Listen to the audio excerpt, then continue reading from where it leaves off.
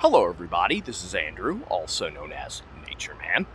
This is a tour of my plants in front of my apartment. A little garden in front of my apartment. I have this little bed where they allow me to grow to my heart's desire, so I'm very happy. This is a black elephant ear. Just to compare the size, that's my hand. It's freaking massive. I started this as a little sprig. I didn't even buy the plants. At work, as I work at a nursery, in case y'all weren't aware of that, I just took some little starts because the elephant ear was the main plant in the pot and it had some little side shoots. I just propagated the side shoots, stuck them in the ground, didn't think they were going to grow that much or live at all. And look at them now. Fertilizing, daily watering, giving this whole bed more than 6 gallons of water every single day, unless we get torrential rains, which we had 3 inches of rain last night in about 4 hours. So it just sheets of rain. I didn't have to water a dang thing yesterday and all day today. I just gave him a little bit of water now because that was 24 hours ago. And yeah, so it's taken off. It's growing, and I'm a little upset because it's been trying to shade my peppers. It's shading my rose bush. It was shading the coleus. It was shading this bed here. So I've had to kind of clip back some of the big leaves. It's pained me to do it, but I had to. I'll probably have to do it again soon. I'm trying to leave these. There was one that was combing over this rose bush. I cut it out, so the rose is still getting full sun, and it's blooming. It's an apricot drift rose. One thing I love about the drift rose is they don't ever produce rose hips, so they will continuously bloom, even if you don't deadhead them. It's a ground cover form. It only stays 1.5 feet tall by 2.5 to 3 wide. Virtually disease-free, and no bugs will touch it. It's really a beautiful shrub. I actually had a different rose bush there, and within a month, it was devoured by bugs. Ripped it out. Planted this. Haven't had a single bug eat it, so that was months ago. Peppers, growing very well. I've harvested several of them this year. I don't know, maybe about a dozen so far. Yeah, I need to fertilize it again to get more fruit production, or peppers. I got an Uncle Fogey jack pine, Pinus banksiana. It is the hardiest form of pine. Actually, it's like zone 2, so it'll grow to like minus 50 Fahrenheit. And it's a weeping variety. So if it's not staked or grafted, it'll just spread out and will never get high. These are known to spread over 20, 30 feet. I, of course, won't ever let it get like that. It's in a nice wooden box, and it's so cold hardy, it'll never need to be planted. I should rephrase myself. Certain plants need to go on the ground because if their roots freeze, it damages them. Not a jack pine. They're hardy to minus 60 degrees Fahrenheit.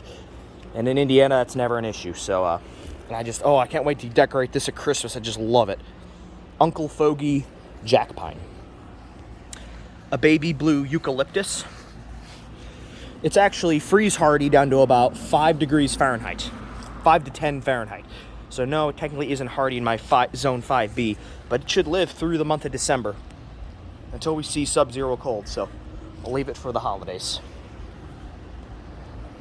Some little red begonias. This is a Color Blaze El Brito coleus from Proven Winners.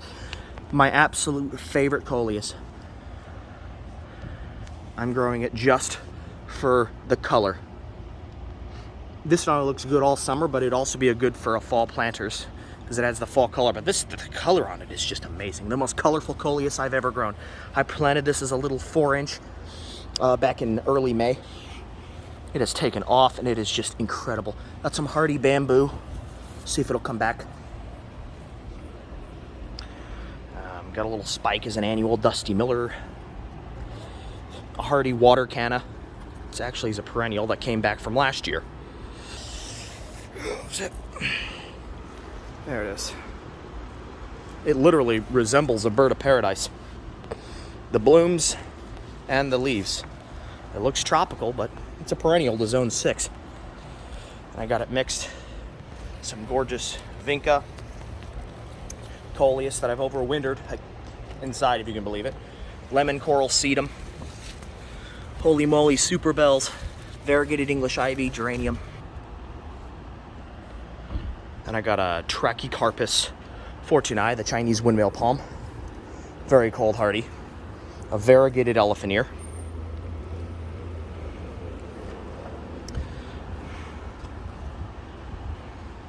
A tricolor annual fountain grass. Victoria blue salvia, some red, white, and blue patriotic vinca. More of the coleus. I've actually, these are cuttings that I rooted from this one. Love the color. I got a fluffy arborvitae, Thuya plicata, fluffy. It's a golden western arborvitae. Put Christmas lights on it around the holidays. A little quaking aspen that I started from a root sucker.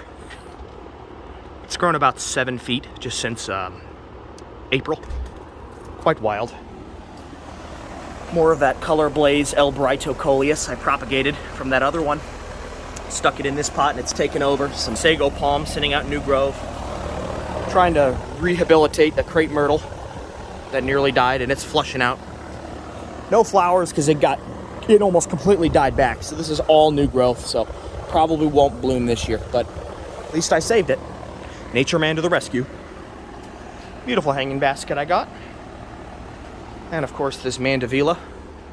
It's just taken up and it's climbing. And if this wasn't a tropical, or Indiana was a tropical climate, it would be invasive. Look at that. It's wanting to go everywhere. Well, that's a tour of my outside plants in my apartment. Make sure to like, subscribe, and leave your comments down below. This is NatureMan signing off. Bye.